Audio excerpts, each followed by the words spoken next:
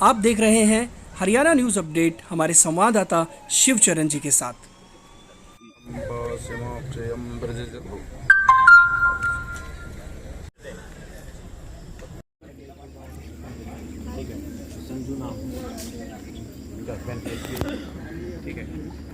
साहिबानों का नाम यहाँ मुख्य मन से लूं, वही सरपंच साहिबान आरामदायक आराम पूर्वक तरीके से मंत्री महोदय के सामने अपनी बातें रखें, व्यवस्था बनाए रखें। यहाँ मौजूद बहुत ही आदरणीय मंत्री धीरज गिरी जी महाराज, गांव के गोकुलपुर के सरपंच साहब श्री अनिल जी, जेजेबी हमारी पार्टी के बुद्धिजीवी प्रकोष्ठ के श्री धर्मपाल देसवाल साहब, पंचायत प्रकोष्ठ के श्री रमन यादव जी, राव तो के हमारे पार्टी के नेता हैं श्री कैलाश राव जी, और यहाँ जो सरपंच साहिबान आए हैं, सरपंच मीरपुर, सरपंच जाट सरायवास, सरपंच कुंभावास, सरपंच जाटी, सरपंच बुढ़ाना, सरपंच खलीलपुरी, सरपंच शिवराज माजरा, सरपंच डाबड़ी, सरपंच गोकुलपुर, सरपंच आशा जी गोरावास, डोकिया, हल्लूहेड़ा, मुस्सेपुर, ब्लॉक समिति के हमारे वार्ड नंबर 6 से सदस्य सभी पहुंचे हैं। और यहाँ मौजूद मेरे पिता तुल्य बड़े बुजुर्गों, नौजवान साथियों, मेरी मातृशक्ति माताएं बहनें, प्यारे बच्चों, आप सब ने जो गांव में पहुंचने पर फूल मालाओं से और मंदिर में भगवान शिव का आशीर्वाद दिलवाकर, पूजा करवाकर जो गिरिराज जी महाराज ने और आप सब ने जो आशीर्वाद दिया, आप सभी का मैं नतमस्तक होकर धन्यवाद करता हूँ, आभार व्यक्त करता हूँ। यहाँ पर हमारे विभाग के अधिकारी आए हैं और हमारे कुछ साथी पत्रकार भी मुझे लग रहा आए हुए हैं, उनका भी मैं आभार व्यक्त करता हूँ। साथियों, जब जिस जगह पर हमारे यहाँ कहते हैं दाने दाने पर लिखा था खाने वाले का नाम, और जिस जगह पर जब आपको आशीर्वाद प्राप्त होना होता है उसी समय आप वहाँ पर पहुंचते हैं। समय निर्धारित परमात्मा करता है, लेकिन प्रयास जीवन में हमें खुद को करने पड़ते हैं।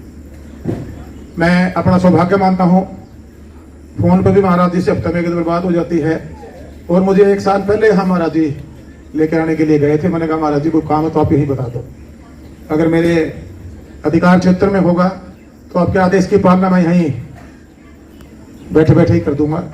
इन्होंने कहा नहीं, आपको आशीर्वाद भी दिलवाना है और गांव में भी बुलाना है, जब आप समझ देंगे आपने आना पड़ेगा। तो ये संत महात्मा समाज को समर्पित लोग हैं। जैसे समाज को दिशा देने की बात हो, अगर समाज में कोई भटकाव है, कोई कुरीतियां हैं, जब से ये सृष्टि बनी है तब से इन संत महात्माओं ने समाज को सुधारने का काम किया है, दिशा देने का काम किया है। आज मैं अपना सौभाग्य मानता हूं कि आपका आशीर्वाद मुझे प्राप्त हुआ।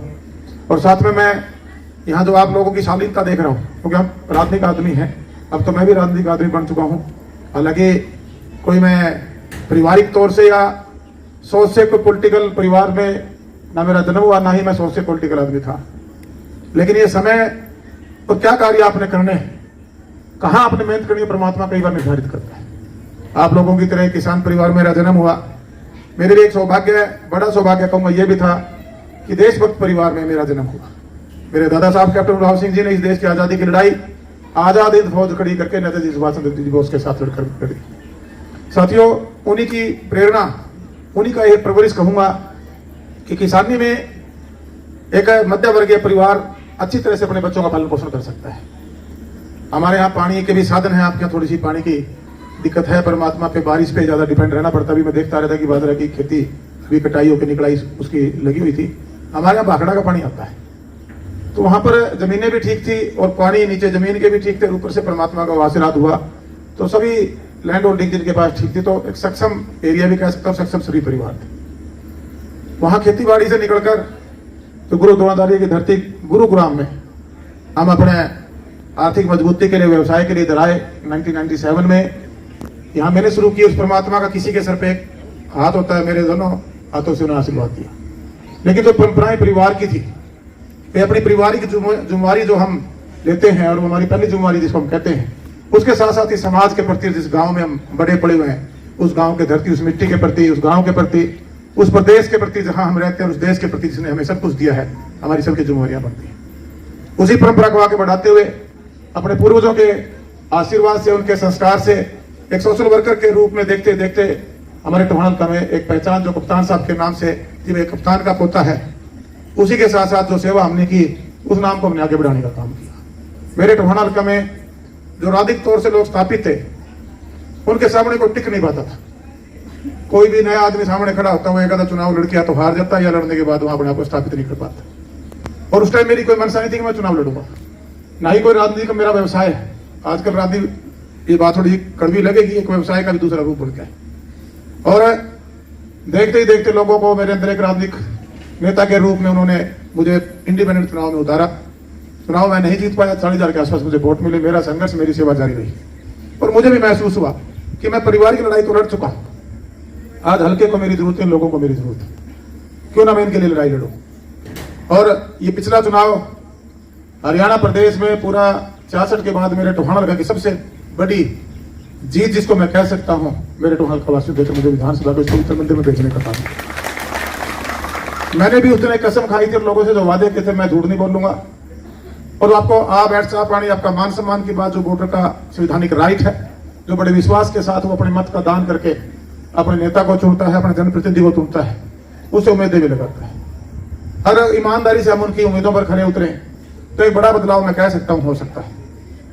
साथियों, मैंने अपने विधायक के नाते अपने हल्के की जिम्मेवारी को ईमानदारी से निभाते हुए जब मैं आगे बढ़ रहा था, कोविड का समय आया, बड़ी लोगों को उम्मीद थी, 1 लाख से ज्यादा वोट मुझे मिले थे। 5-5 हज़ार आदमी हर रोज मेरे वहां फार्म पर पहुंचते। मैं कोशिश करके सबसे उनके जितने भी कोई समस्याएं थी, कोई सुझाव थे, कोई डिमांड्स थी, उनको पूरा करने का प्रयास करता रहता। रिजल्ट कहीं 30% रहे होंगे, कहीं 60 होंगे, कहीं 70 भी हुए होंगे, लेकिन मेरा प्रयास जारी रहता। उसके बाद सरकार में हमारी पार्टी की तरफ से माननीय मनोहर लाल मुख्यमंत्री जी ने, हमारी जो गठबंधन में सरकार है, मुझे बतौर विकास और पंचायत मंत्री की बड़ी जिम्मेवारी पहली बार के विधायक को देने का काम। साथियों, मैं अपना सौभाग्य मानता हूं, आज टोहाना हल्का के साथ साथ पूरे हरियाणा प्रदेश में देखिए, अगर मैं मंत्री नहीं बनता शायद इस पवित्र भूमि पर शायद मैं मुश्किल होता महाराज जी के आपके दर्शन करने यहाँ पहुंच पाता। आज इतनी बड़ी जिम्मेवारी बतौर विकास और पंचायत मंत्री के रूप में मुझे मिली, मैंने अपना सौभाग्य समझा और मैंने ईमानदार से अपने पद पर बैठकर पहले दिन से कि मेरे गांव के अंदर ये जो मूलभूत सुविधाओं की हम राजनीतिक भाषण मंचों से देते हैं, वो धरातल पर कैसे इंप्लीमेंट, उसको लेके आने के लिए जब मैंने डिपार्टमेंट को 2-3 महीने में समझा और मैंने देखा कि ये जो हमारे पंचायत विभाग का जो पैसा है, वो मोस्टली एक राजनीतिक लोगों को खुश करने के लिए दिया जाता है। प्लानिंग पेपरों में तो मैंने दिखी, लेकिन धरातल पर जब आते हैं तो उस ढंग से रिजल्ट आने चाहिए। जैसे मान लीजिए कोई बच्चा या कोई भी हम तैयारी करते हैं किसी फील्ड में कंपटीशन की, तो हर आदमी चाहता है कि मेरिट में हूं या गुड रिजल्ट लो। यहाँ पर 33% वाली डेवलपमेंट मुझे दिखी। ना ही फर्स्ट डिवीजन की किसी की तमन्ना थी, ना मेरिट में आने की तमन्ना। मैंने अपना मन बनाया कि मेरा डिपार्टमेंट मेरिट की तरफ बढ़ेगा। ये 33% जो पास होने वाले नंबर हैं, इनको मेरिट की तरफ लेकर जाएंगे, फर्स्ट डिवीजन की तरफ लेकर जाएंगे। और हमने गड़ी नाड़ी से ऊपर उठकर हमने जो कार्यक्रम जो पहले भी सरकारों के द्वारा चलाए हुए थे, उनको गति देने का काम किया और कई काम इसमें ऐड ऑन किए। सबसे पहले शिक्षित समाज मजबूत समाज का निर्माण कर सकता है। आज सरकार की तरफ से बहुत सी सरकारी स्कूलों के अंदर अपग्रेड करने की हो, उसमें इंफ्रास्ट्रक्चर को मजबूत करने की बात हो, कोशिश कर रही है, लेकिन उसके बावजूद भी शिक्षा में प्राइवेट सेक्टर में भी काफी कंपटीशन आया। हमारे जो आम जनमानस हैं, जो गांव में रहते हैं, उनकी सोच रहती है कि सरकारी स्कूल में पढ़ाते हैं, लेकिन हम प्राइवेट स्कूल में अच्छी तरीके से हमारे बच्चों को अच्छी सुविधा दें। उसी के साथ साथ स्कूलिंग के बाद कोचिंग के लिए हम तो महानगरों के आसपास बैठे हैं, जो दूर लोग बैठे हैं, कई परिवार जिनकी कैपेसिटी नहीं है कोचिंग की। मेरे दिमाग में ख्याल आया और मैंने जितनी पुराना इंफ्रास्ट्रक्चर था पूरे प्रदेश में पंचायत का, उसका एक सर्वे करवाया। उस सर्वे में निकल कर आया कि करीबन 4 के पास ऐसी बिल्डिंगें हैं जो बनने के बाद खंडर होने लग रही है, उनका कोई सदुपयोग नहीं। हमने डिपार्टमेंट के अधिकारियों से चर्चा की, उन बिल्डिंगों का सर्वे करवा के उनके अंदर मैंने माननीय मुख्यमंत्री से हमारी कैबिनेट में बैठ के सरकार ने ये फैसला लिया कि उनके अंदर हम जो मेरे पास डिमांड आई थी, ई-लाइब्रेरी बनाने का हम काम करेंगे, इंडोर जिम बनाने का काम करेंगे, महिला संस्कृति भवन बनाने का काम करेंगे। हरियाणा प्रदेश पूरे देश में पहला राज्य बना जिसका यह फैसला देश के प्रधानमंत्री माननीय नरेंद्र मोदी जी ने भी अडॉप्ट किया और पूरे देश में इसको लागू करने का काम किया। साथियों, करीबन 38 कुछ बिल्डिंगें जो पुरानी जहां ग्राम सभाओं ने लिखकर अपनी सहमति दे दी, उनमें से मेरे ख्याल से यहाँ बैठे हैं हमारे अधिकारी, ये डिटेल भी लेकर आए होंगे आपके जिले में की डिटेल इनसे मैं मांगूंगा। पुरानी बिल्डिंग है जहां भी अगर आपके गांव में भी हैं, जहां मान लीजिए कोई वीकेसी सेंटर, उसमें हमारी पंचायत कितना देर बैठ के काम करती है, या हमारा कोई अम्बेडकर भवन था, कोई और बिल्डिंग किसी भी नाम से, ग्राम सचिवालय के नाम से, आदर्श बिल्डिंग कोई किसी हमारी समाज के नाम से कोई वो बना हुआ है, धर्मशाला बनी हुई है। गांव की सहमति से जो बिल्डिंग हमें मिली, हमने उन सबको रेनोवेट कराने का हमने सरकार ने कॉन्ट्रैक्ट दिया और वो सारी बिल्डिंगें लगभग बढ़कर 80-90% तैयार हो चुकी है। अब उनके अंदर लाइब्रेरियां, ई लाइब्रेरी जिसमें कोचिंग का भी वो काम करेंगे और बच्चे पढ़ के अपने यूपीएससी की भी तैयारी कर सकेंगे। सारा वो सिलेबस हम गाँव तक पहुंचाने का काम करेंगे। ये हमारा फर्स्ट फेज है।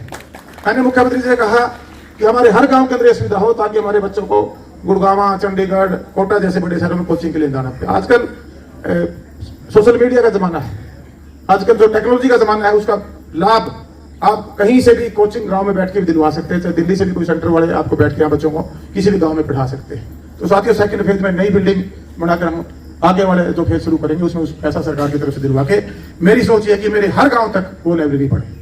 इसी प्रकार साथियों, एक ग्रे वाटर वेस्ट मैनेजमेंट का था, सरकार ने प्रयास किया लेकिन उसमें काम बहुत स्लो था। मंत्री बनने के बाद जब हमने पूरे आंकड़े, हमारे डाटा हमारे पास था, 19,000 पौंड है हमारे टोटल गांव और शहरों के मिला के, 18,000 जिसमें पंचायत के, हमारी ग्राम पंचायतों के 18,000 में से 11,000 पौंड ऐसे थे जो पोल्यूटेड थे। सरकार ने फैसला लिया कि इनको सबको हम, हालांकि कोई ऐसी एक अच्छी टेक्नोलॉजी अब तक हमारा प्रयास चल रहा है जिसको बहुत अच्छी हम कह सकें, क्योंकि जोड़ है उसको खोदेंगे, बारिश आएगी, थोड़ा बह भी जाता है, कट भी जाता है, फिर भी 2-3 टेक्नोलॉजी, जब पहले 5 पॉइंट 3 पॉइंट, अब वेटलैंड के थ्रू एक काम हो रहा है, कौन सी सींचे वाला पंचर है, जहां जहां जैसा डिमांड है जिलावार, उस हिसाब से डिपार्टमेंट ने 3800 पॉइंट जो सबसे ज्यादा पोल्यूटेड थे उनका टारगेट देके हमने ये फाइनेंशियल में टारगेट दिया कि 4 के 4,000 पॉइंट हम इसी साल के अंदर इसी फाइनेंशियल में तैयार करेंगे। और मुझे खुशी है बताते हुए हमारे अधिकारियों के जो काम करने का उनका जो तेजी आई काम में, उसमें से कम 2100 पॉइंट में अभी काम हमारे हरियाणा प्रदेश में चलने लग रहा है और इस महाराष्ट्र तक हम 4 के 4,000 पॉइंट ठीक करके देने का काम करें। सरकार ने फैसला लिया कि जो हमारे गांव के अंदर भी पार्क की व्यवस्था, पहले जब पिछली सरकारों में क्या था, शायद पिछली सरकार की योजना शायद 2015 की, पेमेंटें डायरेक्ट किस्तों में आती थी। मैंने माननीय मुख्यमंत्री से चर्चा की, मगर जी ये पैसे हम लोड कर देते हैं और जो नोडल अफसर है, चाहे हमारा इंजीनियरिंग विंग है, हमारे जिला में बैठने वाला एक्शन है, हमारा एसडीओ ब्लॉक में बैठने वाला, या हमारा जो एडमिनिस्ट्रेशन अधिकारी है बीडीपीओ है, या जिला में सीओ, ये पैसा जो काम जिससे करवाना है उस काम को निर्धारित करके वो पैसा उन तक भेजने का काम करें, चंडीगढ़ के चक्कर बंद होंगे और वो 100% पेमेंट हम अब गाँव में भेजते हैं। तो पहले हमारी व्यायामशाला में बढ़ाते थे, मान लीजिए कोई 45 लाख का बजट बना है तो 20 लाख पहुंच के तो 20 लाख जाते नहीं थे, तो काम आते अधूरे खड़े रह जाते थे। अब की बार हमने टारगेट दिया तो पुरानी जितनी भी व्यायामशालाएं थी उनको कंप्लीट करें और 1,000 व्यायामशालाएं और नई हम बना के देने का काम हमारे गांव वाइज करें और इस तरह करते करते 4-5 साल के अंदर हर गांव तक ये पार्क और व्यायामशाला पहुंचे। साथियों, गांव में वैसे तो बड़ी नालियों के काम लगभग काफी गांवों में 70-80-90% हो चुके हैं। छोटी मोटी कमी है, कहीं 10% की डिमांड है, कहीं 20 की डिमांड है, कहीं को टूट की दोबारा बनाने की बात है। फिरनियों का काफी हमारे प्रदेश में गांव का बुरा हाल था। सरकार ने फैसला लिया, अभी हमारी 15-20 दिन पहले माननीय मुख्यमंत्री जी ने हमने बैठ के फैसला लिया कि हमारा एचआरडीएफ का जो फंड जो ग्रामीण अंचल के लिए डेवलपमेंट के लिए होता है, पिछले 2-2.5 साल से उसको खर्च नहीं कर पा रहे थे। मैंने मुख्यमंत्री से रिक्वेस्ट की कि इस पैसे को हम गांव तक ले जाने का काम करें और 5 जो हमारे कोई भी कार्य इस पैसे से हम डेवलप करवाएं हरियाणा प्रदेश के गाँव में। लेकिन माननीय मुख्यमंत्री जी ने 3 की उसमें अनुमति दी। एक गाँव, सारे सरपंच साहब यहाँ बैठे, आप भी सुन ले, जो स्कीम्स हैं आपको इसका ध्यान भी होना चाहिए, अधिकारी भी नोट करने लग रहे हैं कि आपके 3 काम कोई भी आपके जिसके गांव में पेंडिंग है, सबसे पहले अगर आपकी करनी थी फिरनी कच्ची है या फिरनी टूटी हुई है तो आप उसको उसका एस्टीमेट बना के प्रस्ताव डाल के सरकार के पास भेजे। 1 महीने के अंदर वो पैसा सरकार से आपके खाते में आएगा, चाहे वो 2 लाख की बने और चाहे वो 2 करोड़ की बने, वो पैसा सरकार आपको देने का काम करेगी। इसी प्रकार हमारा जो पार्क और व्यायामशाला है, पहले उसका किस्तों में पैसा आता था। 2 एकड़ और 4 एकड़ की 2 स्कीम्स है सरकार की, करीबन 50 लाख के आसपास, जिसमें वॉल बाउंड्री, गेट, चौकीदार का कमरा, बाथरूम्स, एक उसके अंदर व्यायाम करने के लिए शेड भी लगेगा और पाथवे और पेड़ वगैरह और घास भी आप उस मनरेगा से करवा सकते हैं। किस्म से एक मिनी पार्क आप गांव के लिए कह सकते हैं और 4 एकड़ अगर देंगे तो उसके लिए करोड़ रुपए वो सरकार की तरफ से आपको अगले महीने में, अगर किसी भी सरपंच यहाँ बैठे हैं सारे आपका पेंटिंग आप बनवा सकते हैं, वो पैसा सरकार से ले सकते हैं। इसके साथ तीसरा शिवधाम, शिवधाम में 4 सुविधाओं के साथ उसका गेट हो, बाउंड्री हो, पीने का पानी हो, अगर उसके अंदर आपने ट्रैक घूमने का बनाना, ज्यादा जमीन है और जो उसको सड़क जोड़ती है वो सड़क, ये 4-5 सुविधाएं और इसमें 2-3 ग्रीनरी पेड़ पौधे का आपने ध्यान रखना हुआ मनरेगा के तहत करवा सकते हैं। तो साथियों, ये 4-5 काम ये आप एचआरडीएफ से पैसा डिमांड कर सकते हैं सरकार से। अभी समस्या क्या है जो मैंने महसूस किया, पीआरआई का पैसा 1100 करोड़ रुपया सरकार ने पिछले 22-23 में गांव की पंचायतों को भेजने का काम, उसमें हमारी गांव के पंचायतों का शेयर है, जो हमारे ब्लॉक समिति के जो साथी चुने हैं उनका फंड है, उसके अंदर उसका अलग से बजट है, उसकी रेशो है 100% में से अगर मैं ठीक हूँ तो 15% शायद जिला परिषद का है, 10% ब्लॉक समिति का है और 75% हमारी पंचायतों का है। अब 11 करोड़ में से शेयर बढ़ के पर कैपिटा वो पैसा जिस गांव की जितनी आबादी है उस गांव के सरपंच के अकाउंट में गया, एसएमए अकाउंट में है, वो शो होगा भी आपकी कैपिटल पैसा इतना आ गया और उसमें भी टाइट और अनटाइट फंड है।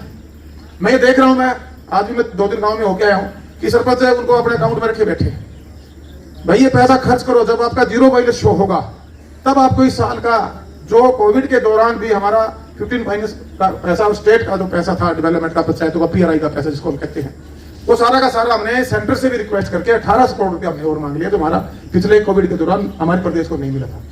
केंद्र सरकार ने अलाउ कर दिया और टोटल ये 3300 करोड़ रुपया अब 23 और 24 में पर कैपिटा ऑटोमेटिक किस्तवार क्वार्टरली किस्तवार आपके अकाउंट में आएगा। वो पैसा सरपंच ग्राम सभा बुला के अपनी ग्राम पंचायत में लेके आप खर्च कर सकते हैं। लेकिन जब तक आप पुराने फाइनेंशियल का पैसा खर्च नहीं करेंगे तो वहां अकाउंट में शो होगा और नया पैसा आपके अकाउंटों में नहीं डलेगा। मेरी हाथ जोड़ के सभी सरपंचों से रिक्वेस्ट है कि उस पैसे को आप खर्च करें। तीसरा साथियों, इसके अंदर में जो मांग पत्र थे मैं पढ़ रहा था, मोटा मोटा 4-5 सुविधाएं आप गांव में आप लोग मांगते हो। अभी मैं इसमें देख रहा था कुछ गांव में शायद पानी की दिक्कत है। जल जीवन मिशन के तहत हालांकि ये डिपार्टमेंट पब्लिक हेल्थ से रिलेटेड है, लेकिन पंचायत मंत्री होने के नाते ये मांग चाहे किसी भी समस्या की हो, चाहे एजुकेशन डिपार्टमेंट से हो, पब्लिक हेल्थ से हो, बिजली डिपार्टमेंट से हो या अन्य किसी डिपार्टमेंट से हो, आप अपने मंत्री को लिख सकते हैं। इसमें कई मांग ऐसी हैं जो पंचायत से ना होके अलग डिपार्टमेंट से है। मैं आपको ये गारंटी के साथ कह सकता हूं, जो एक्टिव सरपंच है, जो मूलभूत 4-5 सुविधाएं हैं पीने के लिए, तो जल जीवन मिशन की जो स्कीम थी उसके तहत जब देश के पहली बार नरेंद्र मोदी जी प्रधानमंत्री बने, उन्होंने कहा भी पूरे देश के हर घर तक हम नल के माध्यम से जल देने का काम करेंगे। और उसमें बड़ा वार्ड लेवल पे काम हुआ। शिकायतें आई क्वालिटी को लेकर, शिकायतें आई काम की गुणवत्ता को लेकर, शिकायतें आई कि सड़कें पार दी जाती हैं, उनको रिस्टोर नहीं किया जाता। ये आपके गांव के नागरिक को भी जागरूक होना पड़ेगा। जब भी कोई एजेंसी काम करने आती है, आम नागरिक जो गांव का वोटर है वो ग्राम सभा का मेंबर है और 2 या 4 बार ये कंपलसरी है, जो हमारी पंचायत बनी है, हमारे मेंबर बने हैं, ये 4 बार साल में वो ग्राम सभा भी बुलाएंगे, पूरा गांव इकट्ठा करेंगे और पहली बार बुला के पूरे गांव का पूरे साल का जैसे बजट तय होता है उस बजट को तय करेंगे। जो अपनी ऑन सोर्स इनकम है, चाहे वो खेत के ठेके से हो, चाहे आपने कोई जोत ठेके में दे रखा हो या आपकी कोई और एफडी वगैरह पड़ी हो उससे कोई इनकम हो, या उसके अलावा जो पीआरआई का पैसा आता है 2% जितना आपके गांव के क्षेत्र में बिजली आप कंज्यूम करेंगे उसका 2% सेस के रूप में आपके अकाउंट में आएगा। सारे गांव में दिलवाने का काम करेंगे। 2% जितनी आपकी रजिस्ट्रियां होंगी उसका 1% पंचायत को मिलेगा, उसका 50% एक जो बचेगा ब्लॉक समिति को मिलेगा, 50% आपके जिला परिषद को मिलेगा। ये सरकार जो पैसे आपके रोजमर्रा की जो जरूरत है, मान लीजिए बिजली का बिल है, अब आप बिजली विभाग का जितना बिल आपका गांव पे करता है उसका 2% आपके गांव में उसका जो चार्ज है वो आपके गांव में आएगा। तो इस प्रकार की जानकारी हमारे सरपंचों को, हमारी पंचायतों को, हमारे ब्लॉक समिति के सदस्यों को, उनके प्रधान, वाइस प्रधान को, जिला परिषद के लोगों को, चेयरमैन को, सबको होनी चाहिए और वह जानकारी आम नागरिक को। अभी जो मैंने महसूस किया है, अभी मैं गांव में जाता हूं, अभी एक ही गांव में पिछले आज ही प्रोग्राम करके आया, बोले जी हमारे गेट बनाना है। आपने देखा होगा नया नोटिफिकेशन जारी हुआ है, उसमें काम भी डिवाइड कर दिए गए। जिला परिषद के हमारे जो चेयरमैन, वाइस चेयरमैन, जो जिला परिषद का हाउस है, ये 19, 20, 21 या 23 काम उसमें दिए हैं। अभी उसको रिवाइज थोड़ा करके भेज रहे हैं। उसमें 20% की कंडीशन डाल दी थी सरकार ने कि पंचायतें 20% पैसा, जैसे लाइब्रेरी बनवानी है तो 20% है। अगर गांव में पीआरआई का पैसा नहीं है या गांव में और कोई इनकम नहीं है, आप लिख के भेजिए, वो पैसा भी सरकार देगी उस 20% कंडीशन से ऊपर उठ के। लेकिन इस काम को जो हम नीचे कराना चाहते हैं, मुझे पता नहीं वो पैसा क्यों नहीं खर्च हो पा रहा। मैं भी फिर 2 साल से 2.5 साल मुझे हो गए बने हुए, मैं हर जगह जा जाके ये काम जो मैं कर रहा हूँ बतौर मंत्री, ये जो हमारे ट्रेनिंग सेशन है, जो हम ट्रेनर भेजते हैं उनका काम है। जितनी मैंने आपसे चर्चा की है, मंत्री तो आगे बाहर देके चले जाता है, बड़ी बड़ी लंबी लंबी डिंगे मार के। एक किस्म से ट्रेनिंग सेशन ही चल रहा है और इस ट्रेनिंग में जब तक आपके अधिकारों का आपको ज्ञान नहीं होगा तब तक संपूर्ण विकास जिसको हम कहते हैं गांव का कभी भी नहीं होगा। और उसमें आम नागरिक का साथ जुड़ना जरूरी है। आम नागरिक जब भी कोई डेवलपमेंट है, मान लीजिए कोई बिल्डिंग बनती है, आप उसका नक्शा लगवाइए, जो भी कॉन्ट्रैक्टर आएगा, अपने सरपंच को बोलिए, सरपंच अपने बीडीओ से बात करें, अपने एफडीओ से बात करें, अपने ग्राम सचिव और अपने जेई से बात करें। और उस लेवल पे काम अगर काबू नहीं आता है तो अपने सीओ से बात करें, अपने एक्शन से बात करें। यहां भी काबू नहीं आता है तो सीधा देवेंद्र सिंह पब्लिक को फोन मिलाए, मैं उसको दूसरा आगे देने का काम करूंगा। लेकिन ये करना पड़ेगा। अब आप देखिए, हमारी 62 से ज्यादा पंचायतें हैं, 7000 गांव है और एक गांव में मंत्री का पहुंचना हर गांव में पॉसिबल नहीं है। ये तो मैं महाराज जी का ही धन्यवाद करूंगा कि मेरे भी होता भी ब्लॉक का प्रोग्राम हुआ जिसमें सभी जैसे सरपंच साहब ने बुला लिया है, धन्यवाद आपका। और मेरी कोशिश होती है कि मैं कॉन्टेक्ट में आऊं जितने हमारे सरपंच हैं। हर गांव तक पॉसिबिलिटी नहीं है मंत्री के पहुंचने की, लेकिन ब्लॉक वार भी हम प्रोग्राम कर लें या जिला वार प्रोग्राम कर लें तो ये जो जहां जहां हमारे को नॉलेज नहीं है, हमारी नॉलेज कम है, उसको दुरुस्त करके हम बहुत बड़ा फायदा अपने अपने गांव का कर सकते हैं। और जब गांव का फायदा होगा, गांव आगे बढ़ेंगे, तभी जो संपूर्ण भारत की बात करते हैं या प्रॉपर विकास की बात करते हैं हरियाणा प्रदेश की, तभी वो संभव हो पाएगा। साथियों, मैं टीचर बात आपको और कहकर जाना चाहूंगा, पैसे की कहीं भी कोई दिक्कत नहीं आने देंगे। जो पब्लिक हेल्थ की मैंने बात बताई बीच में रहेगी, इसको कंप्लीट कर देता हूं। आपका यहाँ पानी की कनेक्टिविटी मुझे इतना अंदाजा नहीं है, नहरों का पानी है, ट्यूबवेलों का पानी चलता है, नहरों का पानी है, पूरा पड़ जाता है, कमी है, यहाँ कमी है। तो चलो उसका तो सोल्यूशन तो सरकार ला लो, बड़े फैसले जब होंगे होते रहेंगे। जितना पानी है उसमें आपको हर घर तक नल के माध्यम से जल देने की सरकार की जो योजना है, ढाणियों का भी सरकार का फैसला पेंडिंग है। पहले गांव गांव में जो आपने पानी देना है हर घर के अंदर नल लगाकर, और आपका वाटर बक्स बनाना है, और वाटर बक्स को मान लीजिए कोई नदी आपकी उससे जोड़ना है, उसका जो एस्टीमेट बने वो पैसा सरकार देगी। उसमें उस फंड में कोई कमी है ही नहीं। 1800 करोड़ रुपया हमारे पास एक्स्ट्रा पड़ा हुआ है प्रदेश में, 1800 करोड़ रुपया पड़े। अगर आप गांव की मांग भेजेंगे, अपने अपने गांव की मांग, और खड़े होकर इस फाइल को पीछे लगेंगे, अपने एससी से बात करेंगे, तो वो पैसा भी गाँव में आने काम करेगा और ये पानी की समस्या दूर होगी। बिजली की मेरे ख्याल से समस्या शायद अब ज्यादा नहीं है, बिजली तो मेरे ख्याल से अब लगभग चल रही है। उसके बाद भी अदर्स जैसे एजुकेशन में स्कूलों की बात आ जाती है। अभी एक मैं देख रहा था, एक स्कूल की बिल्डिंग पूरी नहीं हुई, हमारे किसी सरपंच की मांग है। अभी इसमें शिक्षा विभाग ने पिछले दिनों भी आपने देखा होगा 25-25 लाख रुपए कमरों के लिए बेचे। अगर कोई अधूरे पड़े काम है, आप उसकी भी पूरे गांव की ब्लॉक वाइज अधिकारी बैठे डिटेल बनाए।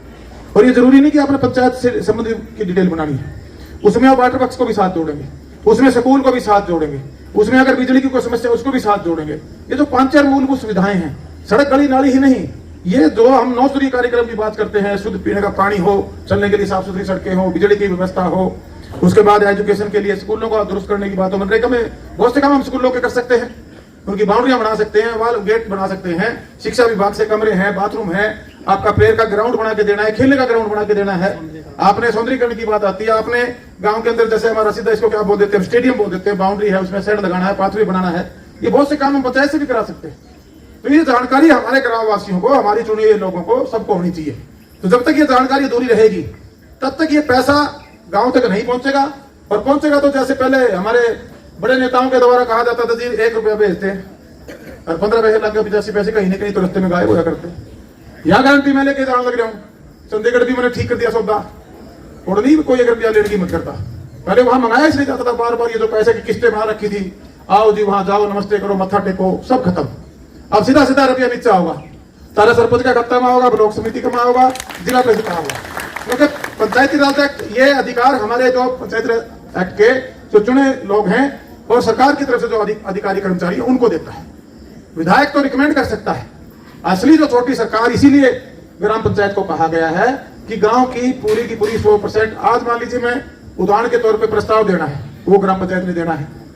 वहां डेवलपमेंट की बात करनी है, वो ग्राम पंचायत ने देनी है। उसकी ओन इनकम है, वो गांव वाले और पंचायत जो आपके पंच और सरपंच मिलकर बैठ के कर सकते हैं, उसको किसी से पूछने की जरूरत नहीं है, ना मंत्री से पूछने की जरूरत, ना अपने एमएलए से पूछने की जरूरत। इसी प्रकार आपने, हाँ सरकार निर्देश देगी, उस पैसे की जांच कर सकती है, ये पैसा आप गुणवत्ता के साथ लगा रहे कि नहीं लगा रहे। अगर गलती की है तो फिर कानूनी प्रावधान है, उस पर कानूनी कार्रवाई भी होगी। जो अधिकारी कर्मचारी हो, चाहे भाई उसमें चुने कोई लोग हों, चाहे ऊपर से नीचे कोई भी आ जाए। आप देखते हैं देश के अंदर मुख्यमंत्री के भी तरमी होंगे, मंत्री के भी तरमी होंगे, एमएलए के भी तरमी होंगे, सरपंच के भी तरमी होंगे।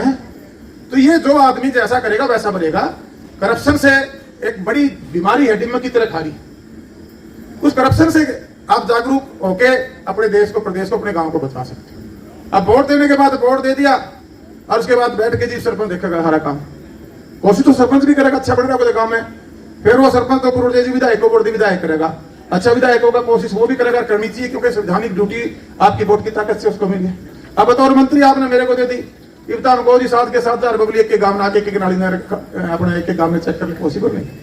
आम नागरिक का जागरूक होना बहुत ज्यादा जरूरी है। निगरानी कमेटियां मैंने बनवानी शुरू की कि हमारे बनाए करे हुए कामों की जांच, सरकार के करे हुए कामों की जांच आम नागरिक करे। अगर कहीं भी कोई कोताही होती है तो अपने को विवाद नहीं बनाना, अपने को इज्जत के साथ अपने संबंधित पहले अपने गांव में पंचायत के पास ब्लॉक समिति सदस्य आपने चुने हैं, जिला परिषद के चुने हैं, और अधिकारी ब्लॉक और जिला लेवल पर बैठे हैं। वहां आपको लगता है कि आपकी अनदेखी हो रही है, आपकी सुनवाई नहीं हो रही। सरकार बैठी ऊपर, आपका मंत्री बैठा है। यह गारंटी मैं देके जाने लग रहा हूं, जो रुपये में बेचने लग रहा हूं पिछले 2 साल से। देखो अपना हरियाणा में कहावती तो खाड़ पक्के होने लगे, पहले कच्चे खाड़े पानी लगा करता, पानी की समस्या करती, पानी काटा करते मारी भाषा समझ मारी की पर लिया आपने नाका तोड़ लिया करते। जब नाका टूट जाए तो टेल को पानी कौन जावे? पहले पंचायत डिपार्टमेंट के पैसे के भी नाके टूटा करते। अब कोई छोरी छारी हो रही है, जो छोरी बोलते जिसके हमारे छोरी मतलब थोड़ा छोटी सी सुराख कहते थे उसको, उसके माध्यम से पानी निकलता हो कहीं से, छोटी मोटी लीकेज तो मैं कह नहीं सकता। बाकी जो नाके काटने वाली परंपरा थी वो मैंने पंचायत डिपार्टमेंट में खत्म कर दी है। किसी अधिकारी कर्मचारी की, अरे भाई ये चुने सरपंच थे मेरे पूछ जाएंगे, मेरे भाई ये चुने हैं। जब मैंने संवाद प्रोग्राम रखा जिलावार आया, मेरा बड़ा विरोध शुरू हुआ। बोले जी हमारी ताकत घटा दी। आपकी ताकत मैंने बढ़ाने का काम किया है, सरकार ने बढ़ाने का काम किया। आज जिस पैसे के लिए आप वहां बैठे थे, आप यहां से लिख के दो, और जो पैसे सरकार ने गांव ग्रामीण अंचल के लिए डेवलपमेंट के लगाने, पंचायत डिपार्टमेंट के अलावा भी अलायंस जो डिपार्टमेंट है उनका बहुत बड़ा बजट है। पब्लिक का कितना बड़ा बजट है, मार्केटिंग बोर्ड का कितना बड़ा बजट है जो सड़कों पे आप सकते हो, पीडब्ल्यूडी का कितना बड़ा बजट है गांव के लिए भी, 25 करोड़ रुपए गांव के सड़कों के लिए दिए। उसके बाद एजुकेशन का बजट और आपका पंचायत का बजट, और पंचायत में भी सेंटर से जो हमें मिलता है फंड जो डायरेक्ट पंचायत को आता है वो बहुत बड़ा बजट है। और मनरेगा के माध्यम से आप देखेंगे अपने यहाँ पता नहीं मनरेगा कितना बजट आपने खर्च किया, जिले का कंस्टिट्यूंसी में क्या क्या काम करवाए हैं, 278 काम करवा सकते हो। और सेंटर से इस पैसे में कोई रुकावट नहीं है। मेरे पास 400 करोड़ रुपया पड़े एक साल से, मेरे जिले में 58 लाख करोड़ रुपए खर्च हुए। बाकी मेरे ख्याल में अभी मीटिंग ले रहा हूँ, किसी जिले में खर्च नहीं कर रहे। ये रुपया जाया करता है, पता नहीं किसकी जेबों में चला जाता, कहाँ चला जाता था। अब मैंने जब उस पर जाम लगाया, अब खर्चा ही नहीं करना भाई। मैं फ्री में तो ये रुपया किसी के जेब में तो नहीं जान दूं। गाँव में ले जाओ, तुम हजारों करोड़ रुपया लगा लो, गाँव की गली बनाओ, नाले बनाओ, डेवलपमेंट दो, उसके लिए कोई दिक्कत नहीं है। लेकिन कोई सोचेगा इन्हें जेब में गाल लेगा, पब्लिक जब तक कुर्सी बैठे भाई जेब में गाल लेगा, उसका तरसना की खुली है, पीछे भेज दूंगा उनका, काफी भेजे। और मैं इस राजनीति को कोई व्यवसायीकरण के लिए नहीं आया, मैं बदलाव के लिए आया हूँ। हमारे दादाजी ने लड़ाई लड़ी थी, देश को आजाद करवाया था, हम उनके वंशज हैं। और मैं तो यहाँ लोगों ने बिठा दिया, मैं तो गुड़गांव की 60 साल लाइफ को जी रहा था, बढ़िया सारी सुविधाएं कमाई दमाई से मेरी ठीक हो रही थी। लेकिन वहां जुड़ते रहे, फिर हमारे भी दिमाग में विचार आया क्यों ना जो कप्तान साहब के नाम से आज हम फकर महसूस करते, तो आने वाली जनरेशन ने आज हमारे जो पोते पड़पोते होंगे वो बिजली के नाम से फकर महसूस करें कि बदलाव आया था। जब ये ताकत हमारे राजनीतिक ताकत जब हमारे दादाजी को मिली थी, हम तो उस सोच से काम करना रहे। तो साथियों ज्यादा कुछ नहीं कहूंगा। एक हमारे यहाँ खेतों के रास्तों की बड़ी समस्या, उन पे कब्जे भी कच्चे भी। देखो एक कब्जे की बात कही, कब्जे तो आप अपना काम का भाईचारा में कराओ, बाकी कानून कार्रवाई मैं करवा दूंगा। सबसे पहले हमें भाईचारा, जहां भाईचारा हो जाएगा, रस्ते कदे रोकड़ के में खाड़े रस्ते ये रोकड़ के थोड़ी करें, पहले भाईचारा बैठ के समझा लो, नहीं तो पक्का भी आऊंगा। पहले तो कब्जे छुटवाओ, उस पर कार्रवाई बनती है। ग्राम सभा प्रस्ताव डाले, भाईचारे में बिठाए, इसको खाली करो, नहीं करते तो कानूनी कार्रवाई है, 2 मिनट में होगी, 30 मिनट भी लगा दूंगा। और दूसरी आदत है पक्के की बात, खेत खलिहान में 25 किलोमीटर पर कंस्टिट्यूंसी जो विधायक को अधिकार दिया था रिकमेंडेशन से, वो अपने कंस्टिट्यूंसी में पक्के करवा सकता था। अभी माननीय मुख्यमंत्री जी ने, हमने अभी हमारी जो बजट सॉरी हमारा सेशन था, उससे पहले कैबिनेट की मीटिंग में मैंने भी विरोध किया था, बाकी सभी विधायकों ने और मंत्री ने विरोध किया था। 25 किलोमीटर की और अनाउंसमेंट अभी जल्दी होने वाली है। तो एक तो है खेत खलिहान स्कीम, उसमें आप अपना प्रस्ताव डाल के, आपका 2 क्रम का रास्ता है, 3 क्रम का रास्ता है, वो सारे के सारे हम पास करके देंगे। खेत खलिहान स्कीम में आपका पैसा आएगा। इसके बाद और बता देता हूं, 100 दिन की मिनिमम गारंटी काम की जो योजना सरकार सेंटर की है मनरेगा में, अगर आपके अधिकारियां चुस्त हैं, एक तो लोगों को काम मिलेगा और उसमें 60% पैसा आप इन रस्तों में लगा सकते हैं। प्रस्ताव पास करके दें। ईंटों की खड़ंजा से अब तो डमरू का भी कर दिया उन्होंने, वो क्या बोलते हैं आईडीपी ब्लॉक का, वो भी सरकार ने लागू कर दिया। तो इसमें कितने रस्ते बनवा लो, कोई पैसे की कमी नहीं है। बेसिक काम में काम करने की जो नीयत है वहां कमी है, पैसे की सरकार पे कमी ही नहीं है।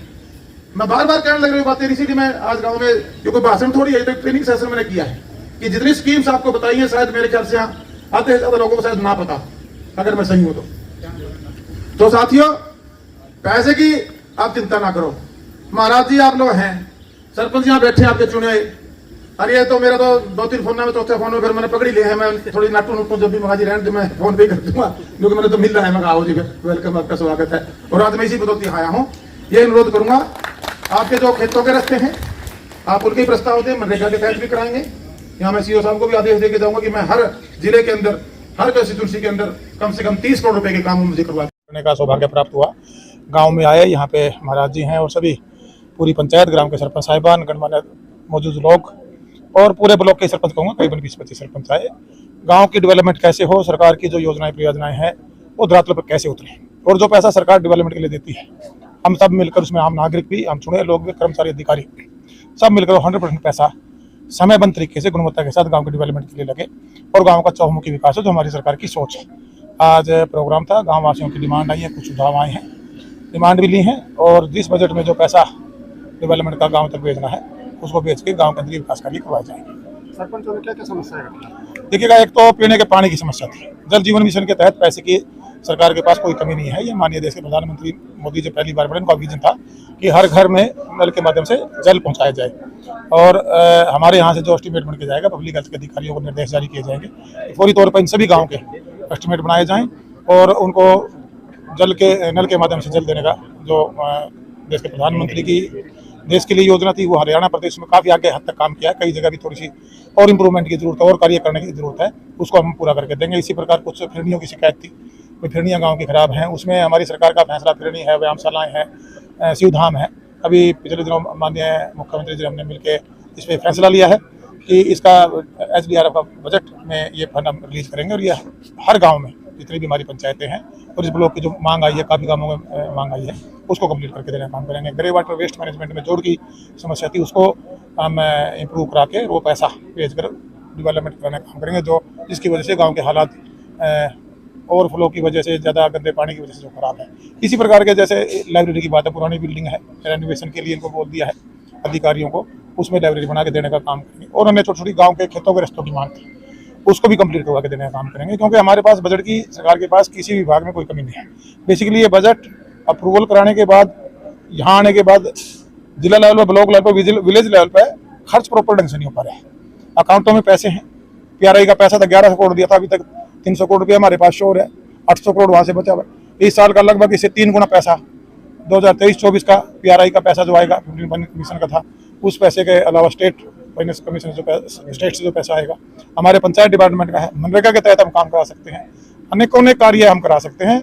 अधिकारियों को इसका क्रेडिट लेना पड़ेगा, कर्मचारियों से काम करवाना पड़ेगा, और आम नागरिक को जागरूक होना पड़ेगा, चुने प्रतिनिधियों को जिम्मेदारी लेनी पड़ेगी, तब जाकर चौमुखी विकास हम गाँव का करा पाएंगे।